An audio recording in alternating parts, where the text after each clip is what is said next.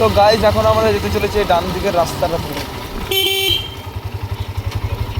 কেন এই ডান দিকের রাস্তা দিয়ে এখন আমরা যাব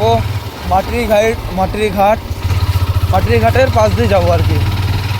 আর মাটির ঘাটটা আপনাদের দেখিয়ে দেবো কীরকম, আর এখানের মোটামুটি ভিউ সেই। তো চলুন আপনাদের দেখাচ্ছি। এখানে পাট আমাদের খোলা হচ্ছে, পাটকাঠি, আর আশেপাশের ভিউটা শুধু দেখুন কীরকম।